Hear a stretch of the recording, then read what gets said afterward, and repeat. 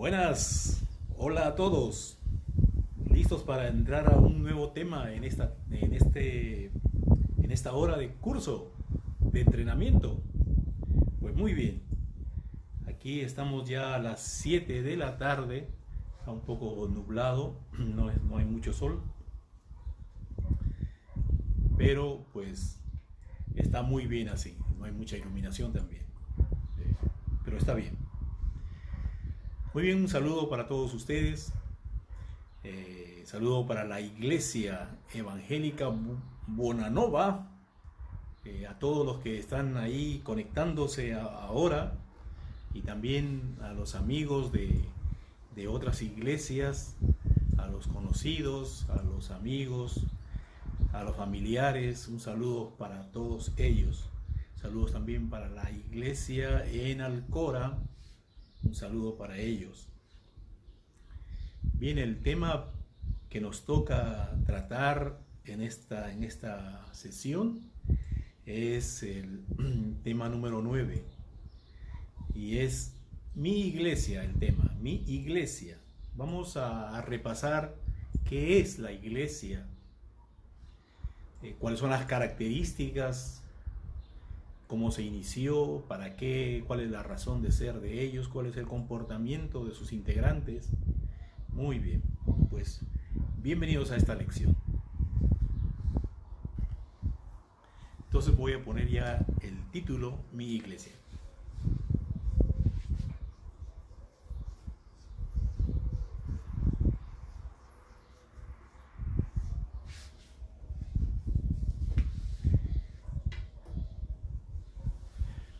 Como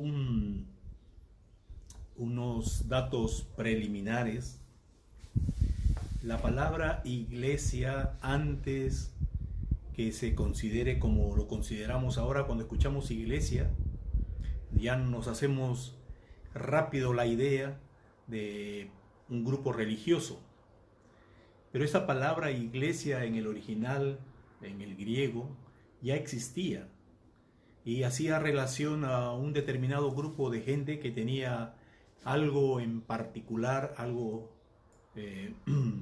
peculiar entre ellos, y ellos se reunían para tratar un asunto. Entonces era un grupo reunido para un asunto especial. Se llamaban, ese término iglesia ya se usaba desde hace tiempo, ¿no? Pero cuando Cristo pues hace su obra redentora y empieza a formarse el grupo de sus seguidores, adoptan este término poco a poco en la historia, y ahora se ha quedado como uso exclusivo para los cristianos, la iglesia. Y así también hay varios vocablos de los que la iglesia se ha apropiado. Por ejemplo, la palabra bautismo era un término que existía desde antes, era una palabra común y se usaba más en el medio de los artesanos, de los que teñían telas. Había unas pieles ahí, unas telas, y el hombre ahí, el que organizaba, el administrador, decía: oye, este grupo de telas, bautízamelo en azul, esto en rojo y estas pieles en negro. O sea, porque la palabra bautizar significaba sumergir, en este caso en un tinte. Y cuando surge la iglesia, se utiliza la palabra bautismo para aquellos que se incorporaban a la iglesia bautizándose, pues, ¿no? Sumergiéndose en agua, y poco a poco este término también fue absorbido por la iglesia, y ahora cuando escuchamos de bautismo es netamente relacionado a un grupo religioso. También hay otros términos de las que la iglesia se ha apropiado en exclusividad. Por ejemplo, la palabra diácono. Diácono es una palabra que se ha transliterado. En el griego suena así, de esa forma, y se ha castellanizado como diácono. Pero su significado es una persona que sirve. y una persona que es un siervo y que ejecuta su labor, entonces es un diácono que hace diaconía. Pero cuando se empezaron a traducir las escrituras, el Nuevo Testamento se empezó a traducir, se encontraron con que habían requisitos para los siervos. Al no poder identificarlos como algo especial, decidieron ya no cambiar el significado de la palabra diácono como siervo, sino lo dejaron. Lo transliteraron el mismo término y ha quedado como diácono, y la iglesia lo usa para sí misma, como que se ha apropiado también de ese término. Entonces, iglesia es un término que antes se usaba para otro tipo de reuniones, pero que en la actualidad pues solamente se usa para un grupo religioso, un grupo cristiano, ¿no? La iglesia. Vale. Ahora sí, vamos a contestar lo verdadero y lo falso.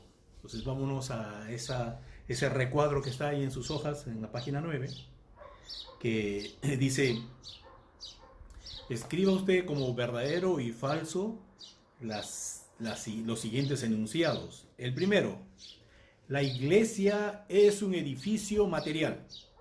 ¿Verdadero o falso? Escribe ahí. ¿Será la iglesia solo un edificio material?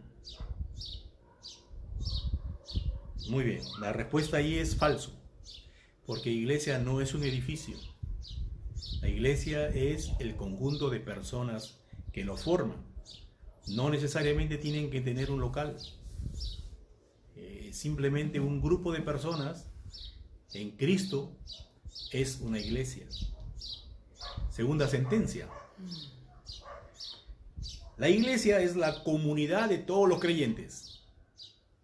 ¿Verdadero o falso? La iglesia es la comunidad de todos los creyentes. Verdadero, Nina, muy bien, así es. Es la comunidad de todos los creyentes. Muy bien. La tercera sentencia: ¿puedo dejar de congregarme siempre y cuando siga leyendo la Biblia en mi casa y escuche programas cristianos, ya sea por la radio, por la televisión, por internet? Falso. ¿Será esto verdadero o falso? ¿Qué responde? Pues aquí la pregunta es un poco ambigua, porque el que no puede, el que no tiene posibilidades de ir a congregarse, pues puede quedarse en casa y estudiar la Biblia y ser visitado por hermanos, siempre y cuando esta persona por algún problema estuviera impedido de reunirse. Pero si tú no tienes ningún impedimento, no debes quedarte en casa. Debes buscar la compañía con otros cristianos. ¿Por qué y para qué? Ya lo vamos a ver más en el transcurso del desarrollo de esta lección. Entonces, si tú puedes hacerlo, tienes que ir, no debes quedarte en casa. Muy bien, vamos a hacer un gráfico para ir desarrollando el tema de la iglesia.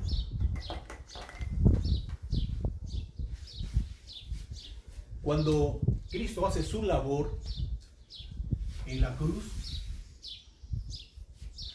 de ese momento se inicia un grupo de seguidores de Jesús que tenían que comunicar las verdades de Jesús a otros y a otros y a otros y expandirse.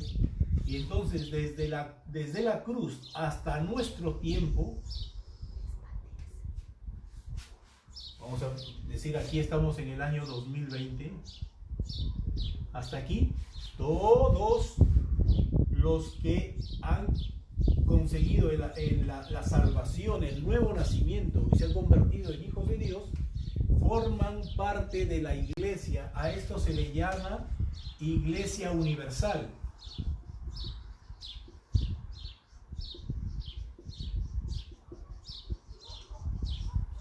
Que es el conjunto de todos los creyentes de todos los tiempos, desde que se empezó hasta ahora. La iglesia entonces tiene un comienzo, un inicio. Después de la muerte de Cristo, su resurrección poderosa y la venida del Espíritu Santo sobre los creyentes que había en ese entonces, ahí empieza a funcionar la iglesia y empiezan a sumarse cada vez más y más y más a través de todos estos años hasta nuestros tiempos. La iglesia tuvo un inicio, ¿tendrá un final? Pues sí tendrá un final.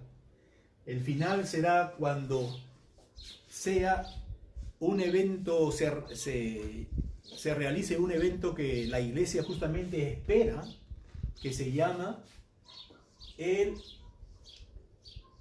arrebatamiento, cuando la iglesia será tomada de la tierra, es decir, los que estén vivos serán tomados en el aire, y Cristo vendrá también por todos los muertos que hayan pues ya dormido en el Señor durante todo este tiempo, resucitarán. Hay una serie de preguntas que se hacen: ¿y qué pasa a esas personas que ya han sido quemadas, que un animal los ha devorado? En fin, una serie de preguntas. Eso no es nuestro problema. Cristo viene y hará que todos esos cuerpos se vuelvan a integrar. ¿Cómo será?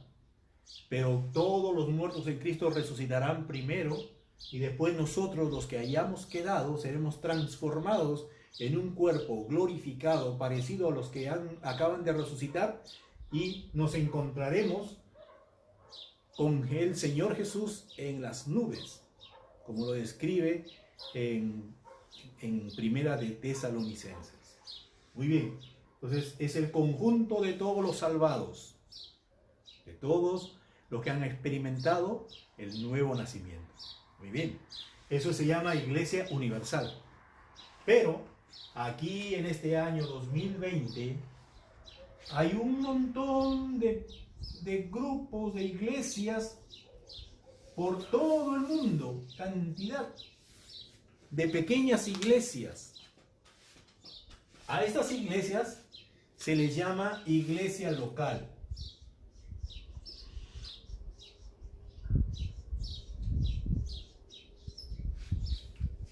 Bien, las iglesias que están en América del Norte, en América del Sur, en Europa, en África, en Asia, en todas partes del mundo donde haya un grupo de creyentes, es una iglesia local que está pues circunscrita a un determinado lugar, a un determinado lenguaje, en fin, ¿no? O sea, esas son iglesias locales. Entonces tenemos estos dos conceptos: iglesia universal, todos los creyentes de todos los tiempos; iglesia local, los creyentes en un determinado lugar, pero que también forman parte de esta iglesia universal, sino que aquí están pues en una forma particular en un lugar. Entonces vamos a ver un poquito acerca de la iglesia universal. Jesús dijo: edificaré mi iglesia. Estaba en una conversación con sus discípulos y Jesús preguntó: ¿qué dicen los hombres acerca del Hijo de Dios? Entonces algunos dijeron: bueno, algunos dicen que eres el profeta Elías que ha resucitado. Y daban así diferentes opiniones, y Pedro dijo: tú eres el Cristo, el Hijo del Dios viviente. Y Jesús lo felicita por esa declaración poderosa y le dice: en base a esa declaración yo edificaré mi iglesia a futuro y de su propiedad. Mi iglesia, dijo Jesús, la edificaré. Y pues ahí empezó a edificarla poco a poco, y ahora es un conjunto de creyentes que le siguen a Cristo. Los cristianos, todos ellos forman la iglesia. Entonces, en Hechos capítulo 13, el versículo 1, por ejemplo, en ese entonces, se dice así, en ese pasaje de Hechos 13:1: había entonces en la iglesia que estaba en Antioquía profetas y maestros. Ahí estaba Bernabé, Simón, el que se llamaba Níger, ahí estaba Lucio de Cirene, Manaén, el criado que se había criado junto a Herodes el tetrarca, ahí estaba Saulo también. Bueno, mencionando a las personas que estaban en esa iglesia de Antioquía. Entonces, ¿qué es la iglesia de Antioquía? Es una iglesia local que estaba justamente en esa ciudad de Antioquía. Entonces, ahí desde hecho se menciona pues la iglesia como universal. Cuando Jesús dijo, edificaré mi iglesia, está hablando de todos los cristianos que iban a ver a través del tiempo. Y también se menciona a una iglesia en particular. De hecho, que se mencionan, ya lo vamos a ver un poquito más adelante, diferentes iglesias en diferentes lugares. Vale. Antes de borrar esto, vamos a ir a buscar en la Biblia algunas características de la iglesia universal. Vamos a hacer una pregunta. ¿Con qué compara Jesús a su iglesia universal? ¿Con qué lo compara? Si alguien tiene la respuesta, puede escribirla. Y si no, vamos a buscar la respuesta en 1 de Corintios capítulo 12 y el verso 27.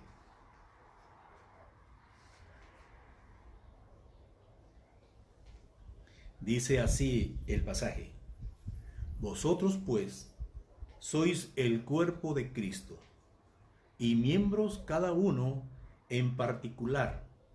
Le está hablando a los creyentes, a la iglesia, y le dijo, ¿ustedes qué son? Ustedes son el cuerpo de Cristo y ustedes son miembros en ese cuerpo de una forma particular. Entonces, una de las características es que la iglesia de Cristo es el cuerpo de Cristo. Es el cuerpo de Cristo.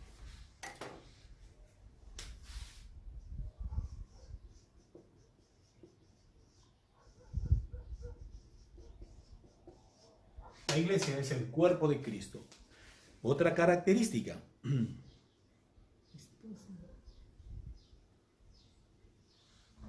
Sí, también.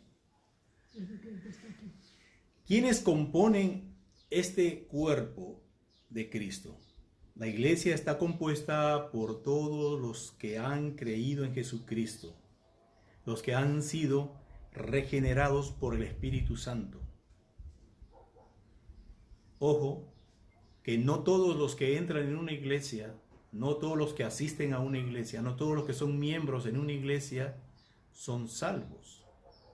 ¿Quiénes realmente pertenecen a este cuerpo de Cristo? Solamente los que han experimentado el nuevo nacimiento. Es importante que tú te examines a ti mismo y te digas, yo he nacido de nuevo. Para esto has tenido que presentarte delante de Dios consciente que tienes pecados y que has ofendido a ese Dios, y le pides perdón y pides que sea Cristo el que pague por tus pecados y que Dios te perdone. Y entonces, si tú lo haces con esa entrega sincera de convicción, Dios te escucha, te recibe, te perdona, castiga tus pecados en Cristo y a ti te da la justificación, la vida nueva, el nuevo nacimiento, la santificación.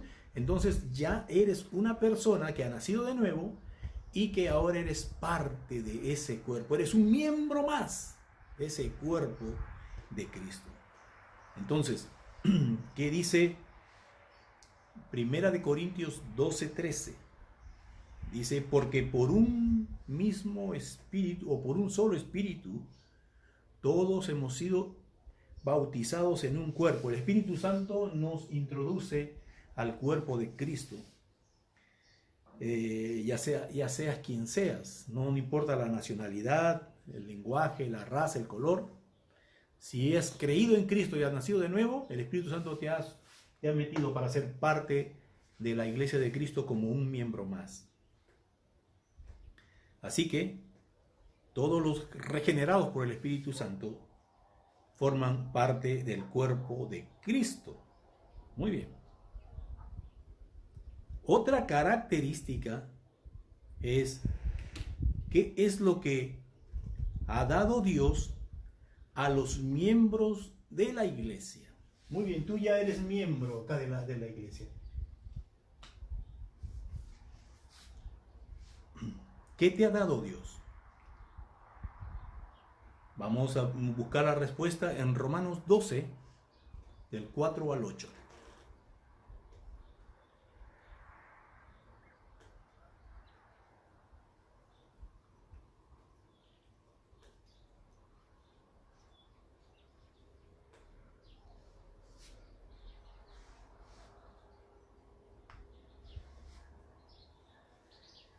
Dice la palabra que nos ha dado dones. ¿Qué son los dones? Los dones son manifestaciones del Espíritu para el provecho personal y para el provecho colectivo de los demás. O sea, el Señor nos ha dado dones, ha entregado a cada uno dones. ¿Qué es esto de dones? Son algunas capacidades. Dones significa regalos. Cuando uno cree en el Señor Jesucristo, cuando uno ha nacido de nuevo, ha experimentado la salvación, el nuevo nacimiento, el Espíritu Santo ha venido a vivir dentro de nosotros y nos ha hecho parte de la iglesia, de este cuerpo, como un miembro, y para funcionar y para trabajar en este cuerpo, nos ha dado una habilidad espiritual, una habilidad que la hemos logrado desarrollar porque el Espíritu Santo nos lo ha dado. De ahí que hay personas que tienen una capacidad extraordinaria para servir a otros, para preocuparse por otros, para solucionar los problemas a otros, si se puede decir así, en el caso de necesidad, y que no lo tenían antes. Yo he conocido así a personas que antes han sido muy egoístas, muy coléricos, individualistas, pero que habiendo operado ese cambio, Cristo haciendo ese cambio dentro de él y el Espíritu Santo haciendo ese cambio dentro de él, ellos han cambiado y ahora son generosos de lo que antes eran muy mezquinos, solo para ellos. Ahora son manos sueltas para ayudar y vivir para ayudar a otros. Una capacidad extraordinaria. Eso lo hace solamente el Espíritu Santo porque le dio ese don. Hay otras personas que Dios le da el don de presidir. Pueden dirigir, pueden organizar gente, presiden. Es una habilidad, una cualidad que no todos lo tienen. Y el Espíritu Santo lo ha dado a alguien en especial. Hay algunos que tienen el don de fe, que por medio del don creen a Dios, creen todo lo que la palabra de Dios dice y lo creen de tal modo que mueven la fe y la fe mueve la mano de Dios. Entonces esas personas son útiles porque hay otros creyentes que no tienen tanta fe, que no han desarrollado su fe de una forma natural. Todos tenemos que desarrollar nuestra vida de madurez en el Señor y la fe es una de las áreas en las que tenemos que poco a poco irnos perfeccionando y madurando. Pero hay algunos que lo tienen porque el don del Espíritu es para él de fe. Entonces ejercitan esa fe, le creen a Dios y ayudan a otras personas a conseguir lo que ellos no pueden. Y así hay diversidad de dones, el don de ciencia, el don de enseñanza. Bueno, en fin, los dones yo lo veo así desde mi lado, que me gusta reparar cosas. Y como decía Anakin, la vida es más fácil reparando cosas. A mí me gusta todo lo que es herramientas y eso, ¿no? Entonces, cuando pienso en los dones espirituales, pienso en las herramientas. Y yo digo, el Espíritu Santo ha dado herramientas a los creyentes para hacer diferentes funciones, para cumplir determinados trabajos en el cuerpo de Cristo. algunos le da ciertos dones de acuerdo a sus habilidades también, y a otros le da otro tipo de dones, ¿no? Y el Espíritu Santo es muy inteligente y capaz y sabe a quién darle qué. No es malo desear cualquier de los dones, pero el Espíritu Santo sabe qué don te va a ser útil a ti en la función que estás ejerciendo en el cuerpo de Cristo.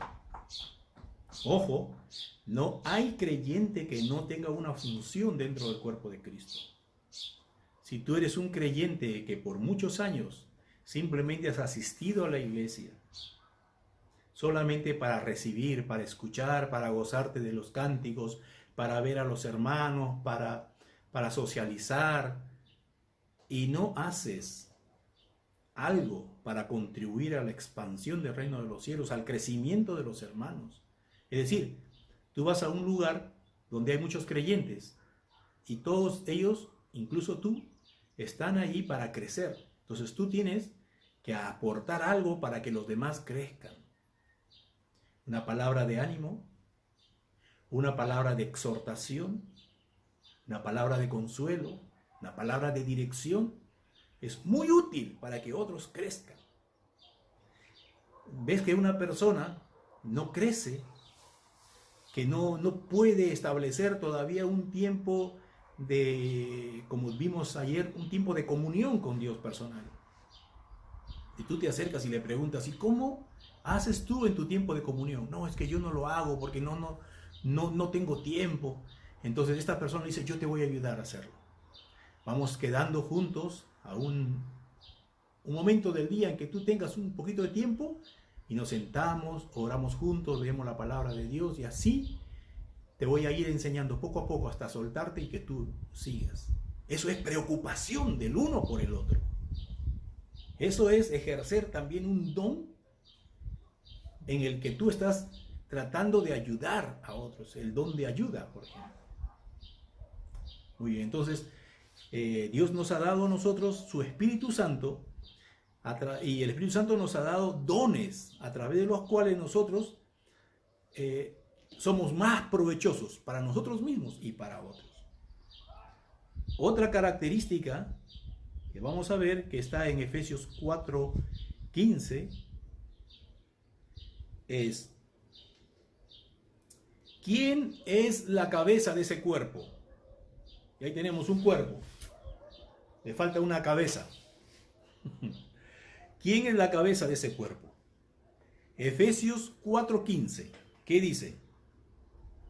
Efesios 4:15 dice: sino que siguiendo la verdad en amor, crezcamos en todo en aquel que es la cabeza, esto es Cristo, de quien todo el cuerpo bien concertado y unido entre sí por todas sus coyunturas, se ayudan mutuamente según la actividad propia de cada creyente, y así va recibiendo su crecimiento y se va edificando en amor.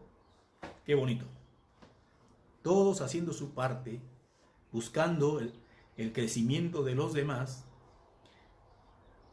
y vamos para arriba diciendo o reconociendo que Cristo es la cabeza de este cuerpo. Entonces, Cristo es la cabeza de la iglesia. ¿Qué más vamos a ver? Ahora, ¿para qué existe la iglesia? Me gustaría ver que pongan sus comentarios. ¿Para qué existe la iglesia?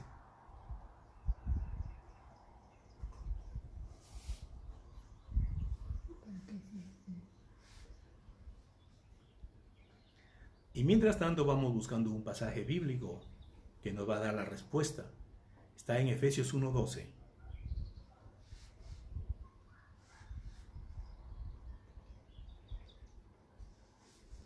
Dice, a fin de que seamos para la alabanza de su gloria, nosotros, los que primeramente esperábamos en Cristo, debemos ser para la alabanza de su gloria. Esto es, debemos siempre, en todo tiempo, la iglesia debe glorificar a Dios. Recuerden que nosotros, si nos etiquetamos con el título de cristiano significa que somos seguidores de Cristo, hinchas de Cristo, devotos de Cristo. Y una persona que es un seguidor de Cristo trata de imitar a Cristo, de tal modo que las otras personas, cuando nos vean a nosotros, puedan ver a Cristo en nosotros. Así que en todo lugar donde estemos tenemos que mostrarnos de tal modo que los que nos miran den alabanza y gloria a Dios. Porque todo nuestra forma de hablar, nuestra forma de comportarnos, nuestra forma de hacer las cosas tiene que impactar en los demás, de tal modo que los demás glorifiquen a Dios por los cambios que ven en nosotros. Y si aún así tú te comportas de esa manera y no lo quieren reconocer, allá ellos, pero tú estás siendo la luz para glorificar a Dios. Entonces, ¿para qué existe la iglesia? Para glorificar a Dios.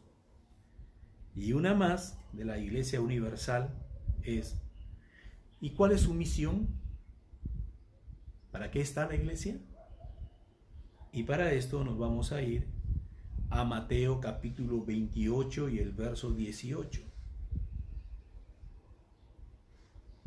que lo conocemos con el nombre de la Gran Comisión. Jesús ya está por irse de la tierra.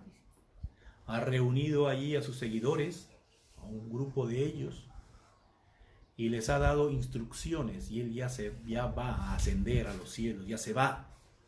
Entonces le dice Jesús, así encontramos la narración aquí en el texto, y dice, y Jesús se acercó a ellos y les dijo, toda potestad me es dada en el cielo y en la tierra.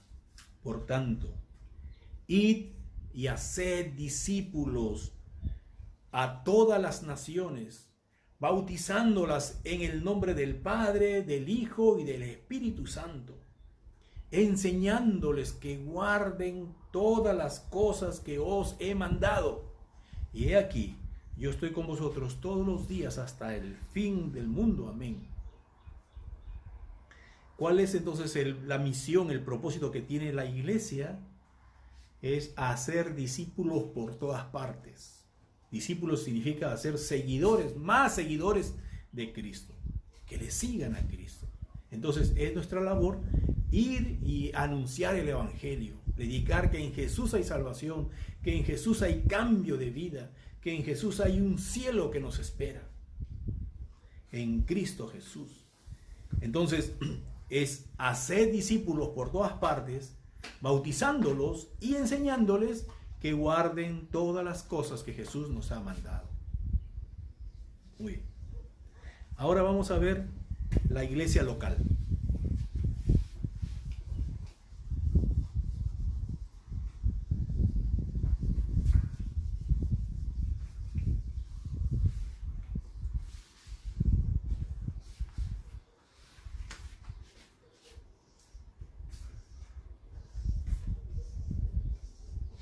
Pequeñas iglesias en comparación a toda la cantidad de cristianos, pero aún así es de resaltar que toda la cantidad de cristianos representa un porcentaje bajo en comparación a toda la cantidad de hombres que han habido, porque Jesús dijo, muchos serán los llamados y pocos los escogidos.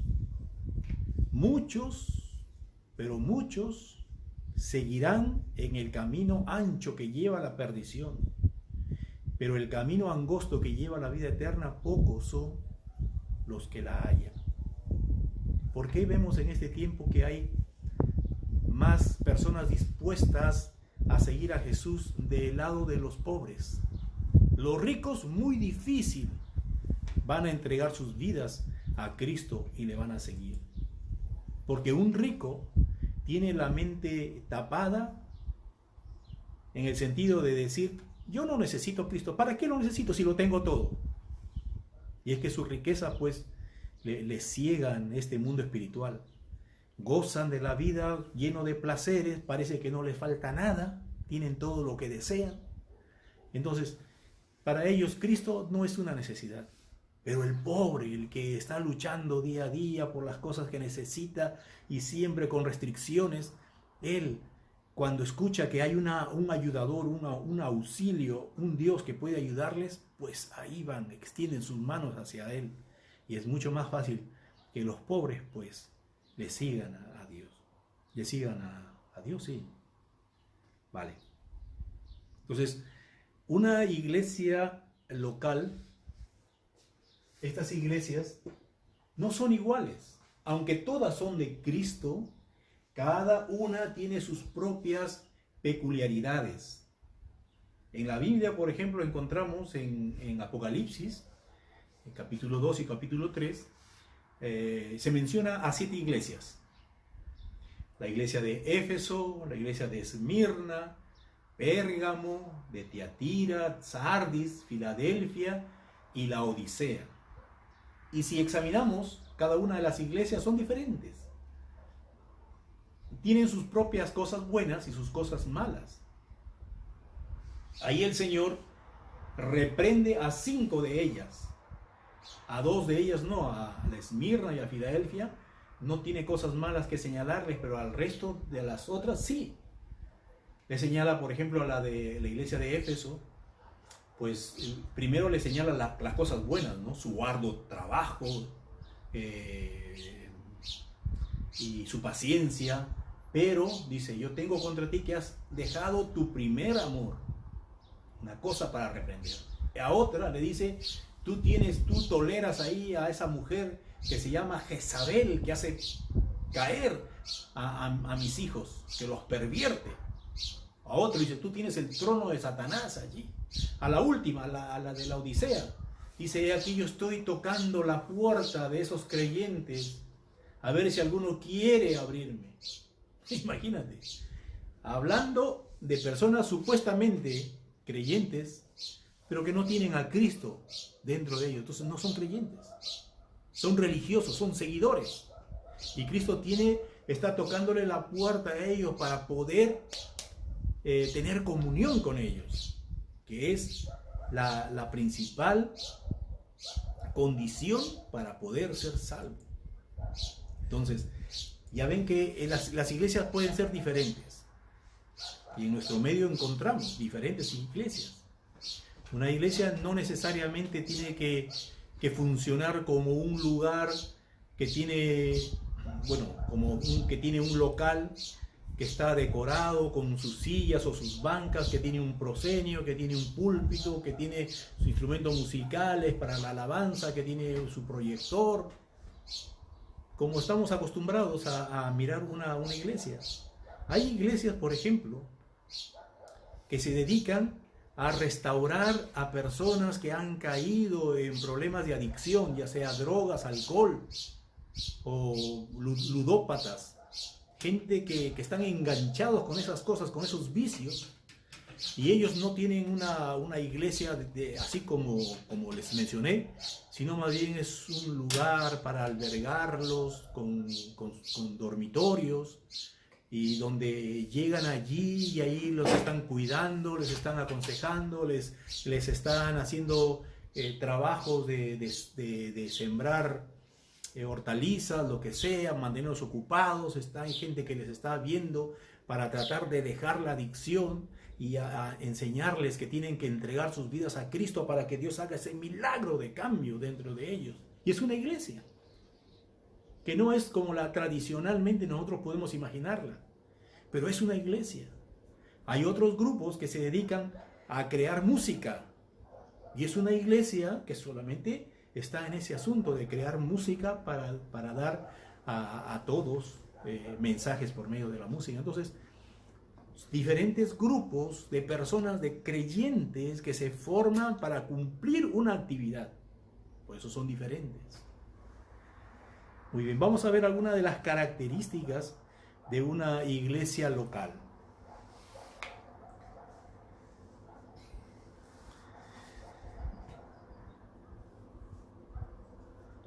Vamos a leer en el libro de Hebreos capítulo 10, el versos 24 y 25, lo que dice allí, lo que contiene esos versos, y después les hago una pregunta.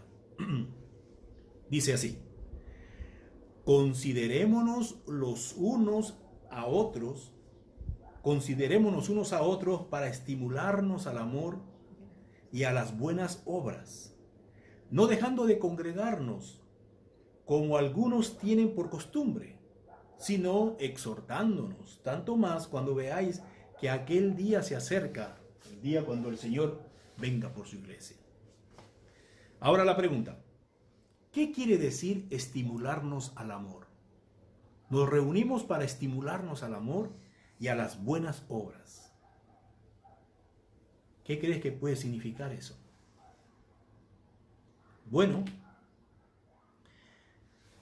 en una iglesia local, los hermanos de esa ciudad se reúnen en esa iglesia para estimularse al amor. Esto es, para desarrollar el verdadero amor, que es el amor de Dios. El amor de Dios es un amor sin parangón, sin comparación. El amor de Dios es diferente al amor natural o humano. El amor de Dios es desinteresado. No te lo da esperando algo a cambio. El amor de Dios es sacrificial. El amor de Dios no es porque Él siente amarnos, sino porque Él ha decidido amarnos. Entonces tenemos mucho de qué aprender de ese amor e imitarlo y tomarlo para nosotros y practicarlo. Entonces, cuando nos reunimos en una iglesia, todos los que estamos reunidos ahí, nos estimulamos a edificar ese tipo de amor, a desarrollar ese tipo de amor de Dios. Amar sin condición al otro. Amar sin esperar que Él me devuelva el amor. Muchas veces, como Pablo decía, amando más, somos amados menos. Pero eso no importa. Nosotros hacemos nuestra parte. Estimularnos al amor verdadero. Y también dice, para ayudarnos a ser practicantes de buenas obras. Tenemos que pensar qué hacer en favor de este o de aquel otro. No es una práctica natural. Tenemos que estimularnos unos a otros a decir, hermanos, ¿qué te parece si ayudamos al otro? Bueno, ya. Hay que ayudar. Y así, ya te vas acostumbrando a pensar en los demás y ayudar a los demás. Para eso sirve una iglesia local, donde te reúnes con otros hermanos para esas funciones. Ahora, te hago una pregunta. ¿Enseña la Biblia que el creyente debe ser parte de una iglesia local? ¿Sí o no?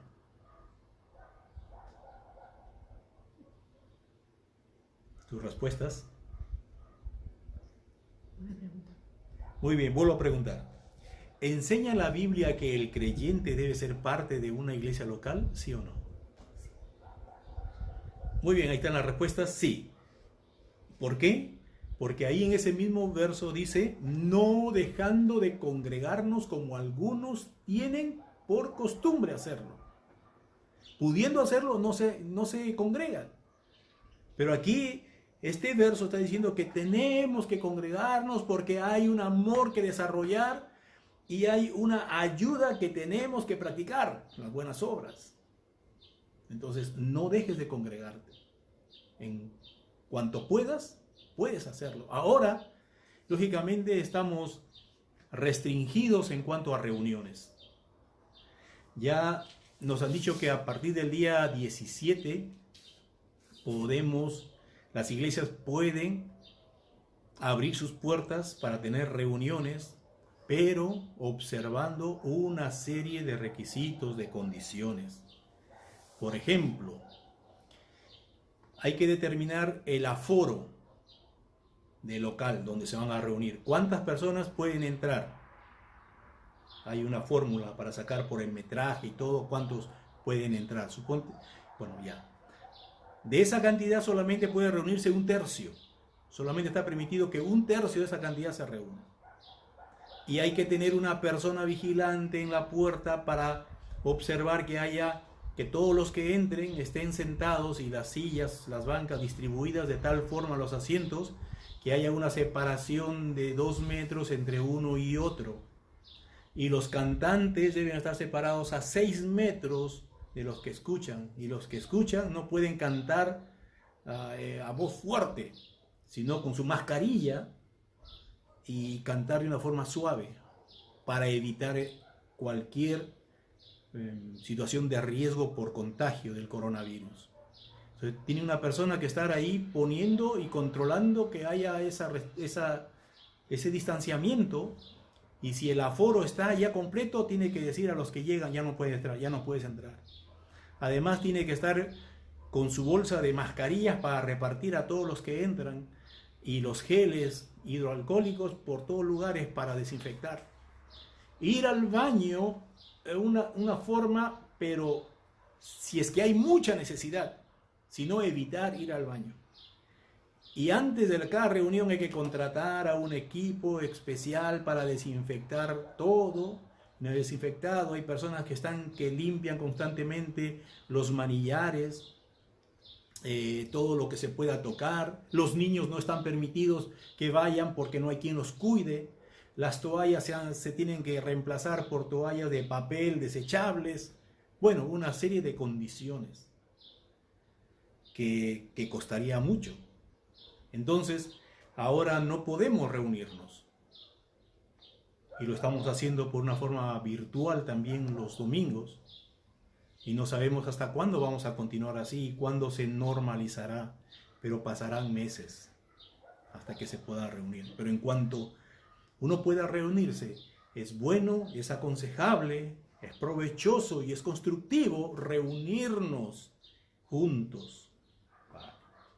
Vamos a seguir. Otra característica.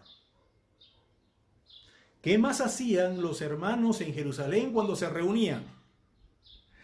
Y aquí nos pone el pasaje bíblico del libro de Hechos, capítulo 4, el verso 42. Dice el texto: y perseveraban en la doctrina de los apóstoles, en la comunión unos con otros, en el partimiento del pan y en las oraciones. Aquí se está señalando 4 cosas. Perseveraban en la doctrina de los apóstoles, en las enseñanzas. Jesús les transmitió las enseñanzas a sus apóstoles, y los apóstoles tenían que ser celosos, cuidadores de transmitir las mismas verdades a los demás.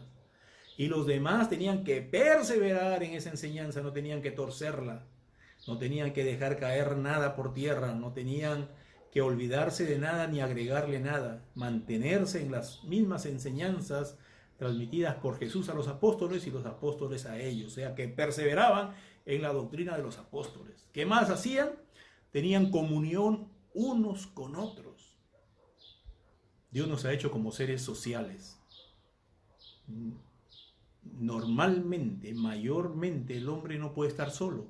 Siempre necesita del contacto físico con otros. Y en una iglesia sucede igual. En una iglesia estamos para tener comunión unos con otros, para ayudarnos, para exhortarnos, para estimularnos al amor y a las buenas obras. En fin. También dice: y perseveraban en la doctrina de los apóstoles, en la comunión unos con otros, en el partimiento del pan. Esto se puede entender de 2 formas. Bien, en ese tiempo se reunían también no solamente para hablar de las cosas de Dios, instruirse en las verdades de Dios, sino también que comían juntos, partían el pan juntos. Pero también puede referirse al tiempo de la cena del Señor, este recordatorio del pan y el vino, donde se partía también el pan. Y perseveraban también en las oraciones. Cuando uno ora con otra persona, como que es más fácil, como que uno se estimula a orar más al Señor. Y es bueno entonces esta práctica cuando nos reunimos, ayudarnos en incrementar y mejorar nuestra calidad de oración al Señor. Muy bien, vamos a ver otras características. Tú, al ser miembro de una iglesia, tú tienes que contribuir en esa iglesia. Tienes que ayudar a que esa iglesia siga, permanezca y crezca. ¿Cuáles son las formas, las maneras en que tú puedes ayudar? Te vamos a mencionar aquí 4 con la palabra de Dios. El primero lo vamos a sacar del libro de Gálatas, capítulo 6 y el verso 2. Dice: sobrellevad los unos las cargas de los otros y cumplid así la ley de Cristo. Cuando nos reunimos, sobrellevamos las cargas los unos de los otros. ¿Qué significa esto? Muy bien, vas a la iglesia, te encuentras con los amigos, con los hermanos, y también te enteras de cómo están. Ya sea que tengan necesidades económicas, o sea, materiales, o ya sea que tengan necesidades espirituales, algún problema, una situación de conflicto. Entonces tú aprendes a hacerte parte con las necesidades del otro, a compartir también sus penas, sus carencias, a unirte, a empatizar con el otro. Así puedes sobrellevar las cargas los unos a los otros, ayudarle a un hermano a salir adelante, apoyándole, dándole algo que necesita. Ya lo estás apoyando, estás llevando tú también la carga. Entonces, esa es una de las formas como podemos ayudarnos unos a otros. La segunda, según ese mismo capítulo de Gálatas 6, pero el verso 10, dice: así que, según tengamos oportunidad, hagamos bien a todos, mayormente a los de la familia de la fe. También es un momento, es un lugar para hacer el bien a otros. Mayormente dice a los que son de la fe, porque se reúne mucha gente, pero no todos son de la fe. Y aquí la palabra nos dice, pues, a tus hermanos en Cristo, apóyalos más, a los demás también. Pero que tú hagas el bien, ayudes. Vale. También encontramos en 1 de Pedro 4:10 esta verdad. Dice: cada uno, según el don que ha recibido, ministrelo a los otros, como buenos administradores de la multiforme gracia de Dios. Cada uno, según el don que ha recibido, ministrelo a los otros. O sea, Dios, cuando pone su Espíritu en ti, el Espíritu Santo te provee de un don, una habilidad, una cualidad, algo espiritualmente fuerte en ti que no lo tienen los otros. Eso úsalo para el bien de los demás. Ministralo. Ministrar significa aplicarlo, darle a otros, trabajar así para otro. Lo que tú tienes, que sea beneficioso para el que lo necesita. Ministrelo. El don que tú tienes, que has recibido de Dios, ministralo a otro como buen administrador de la multiforme gracia del Señor. Otro texto. Segunda de Corintios 9:7 dice: cada uno dé como propuso en su corazón, no con tristeza ni por necesidad, porque Dios ama al dador alegre. Entonces también una de las formas que podemos ayudar, apoyar a una congregación es nuestro aporte económico. Apoyamos así económicamente para los gastos del funcionamiento, cualquiera que sea la forma de trabajar de esa iglesia. Me imagino que tendrán gastos. Y todos los miembros que están en la misma idea, en la misma mente, ellos dirán: pues yo me comprometo de una forma responsable a asumir parte de esos gastos. Porque de lo que Dios nos da, también damos. Y si tenemos esta iglesia que queremos conservarla y que cumpla su función, esa cuesta. Si alquilas un local hay que pagarlo. Si hay que comprar instrumental, material, equipo, hay que gastar. Todo eso nos ayuda a Dios a poder hacerlo, pero primero tiene que haber una buena disposición en el corazón de darlo, de hacerlo. Entonces, también ayudamos contribuyendo económicamente para los gastos del grupo, de la iglesia a la que pertenecemos, porque somos parte de ella. En una iglesia también van a haber ancianos, personas maduras en la fe, los líderes que le llamamos, aunque a algunos no les gusta este título de líderes, pero hay personas que son las que están cuidando que todo vaya bien, son las personas las que más maduramente están pues a cargo, ¿no? Entonces dice Primera de Tesalonicenses capítulo 5, versos 12 y 13, encontramos esto. Os rogamos, hermanos, que reconozcáis a los que trabajan entre vosotros y os presiden en el Señor y os amonestan. A aquellos que los tengáis en mucha estima y amor por causa de su obra. Tened paz unos con otros. Entonces, a esas personas que están como líderes, que están siempre viéndonos y dispuestos a ayudarnos cuando le pedimos, a eso hay que reconocerlos. Ellos, a los que trabajan por nosotros, a los que presiden, a los que nos amonestan, que los tengamos en mucha estima y amor por causa de su obra. Hebreos capítulo 13, 17 también nos hace recordar que ante esos líderes nosotros tenemos que tener obediencia y sujetarnos pues a nuestros pastores, dice Hebreos 13, 17.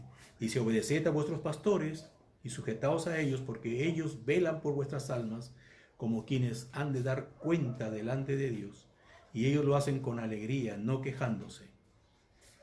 Muy bien. Además, una iglesia tiene una responsabilidad para con sus miembros, y es, según Gálatas 6:1, dice, hermanos, si alguno de ustedes fuere sorprendido en alguna falta, vosotros que sois espirituales, restauradle con espíritu de mansedumbre, considerándote a ti mismo, no sea que tú también seas tentado. Sobrellevad los unos las cargas de los otros. Es decir, que si hay algún hermano que ha cometido alguna falta, pues nosotros tenemos que restaurarle con un espíritu de mansedumbre, sobrellevando las cargas los unos por los otros. Esa es una función de una iglesia local con gente que se reúne, todos para apoyarse unos a otros. Lamentablemente no lo vemos en la realidad. Cuando vemos nuestras iglesias, vemos que hay personas que tiran para su lado, que son egoístas, que forman su círculo entre ellos, en fin. Yo he pasado por diferentes iglesias y he visto diferentes comportamientos y problemas.